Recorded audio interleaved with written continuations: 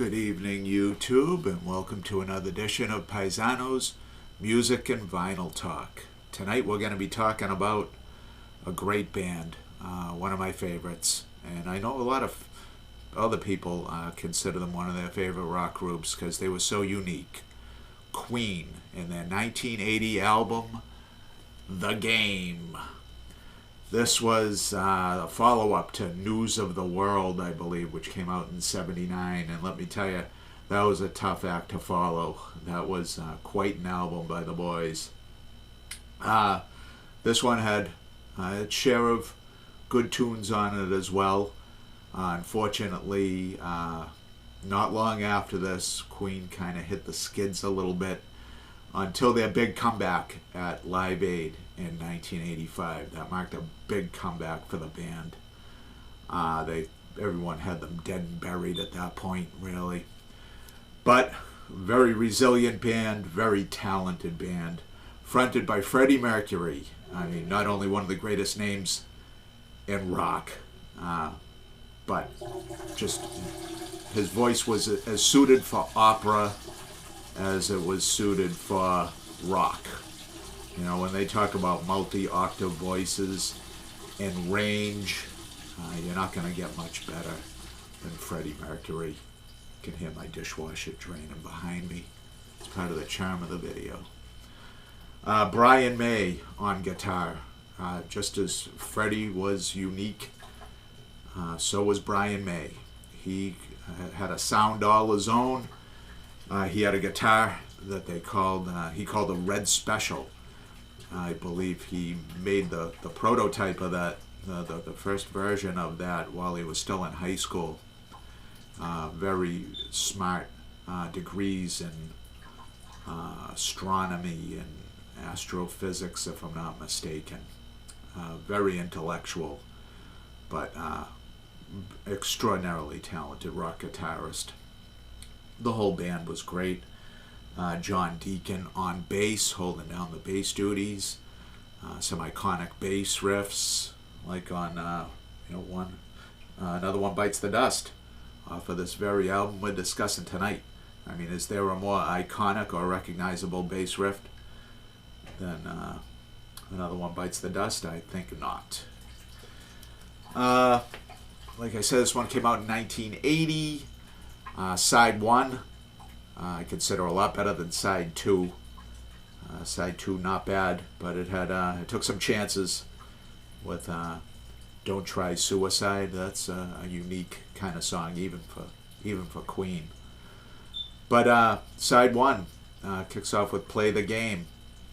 A great song. Not one you really hear on the radio, but a good Queen track nonetheless. Dragon Attack.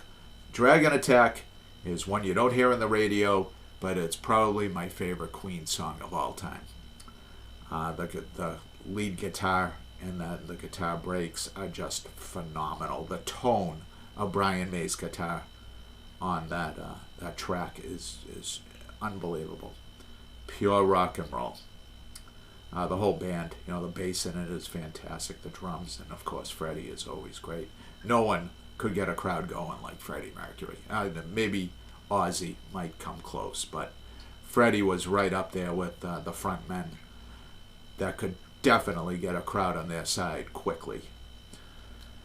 Another One Bites the Dust, like I mentioned. FM radio classic. Then and Now. Need Your Lovin' Tonight. Great song. Crazy Little Thing Called Love. Another big hit. Big hit. Big crowd favorite. Radio favorite as well. The Side 2, Rocket. Don't Try Suicide. Sail Away, Sweet Sister. Coming Soon and Save Me. Lesser known and, in my opinion, just not as good songs as you're going to find on Side 1. If I'm going to be honest. You don't hear those songs on the radio. That doesn't make it a bad song, but there's a reason why they just weren't, in the upper echelon of Queen tunes, that's for sure. This one came out on Elektra, as did all releases by them up to this point. and it was produced by Queen. Roy Thomas Baker produced many of the early Queen albums. I'm not sure when he left. I'd have to check that out. But obviously he was gone at this point. And this is a reissue. Purchased in the mid-'80s. Most likely at Quincy Records. There's the nice lyric sleeve. And some shots of the group as they were in 1980. Let's take a look at the vinyl itself. The Game is side 1. Great rock and roll album. One of my favorites by the group. I want to thank you very much for tuning in. Please like and subscribe if you have not done so. I would appreciate it very much. And I will see you next week, YouTube. Take care of yourselves. Bye.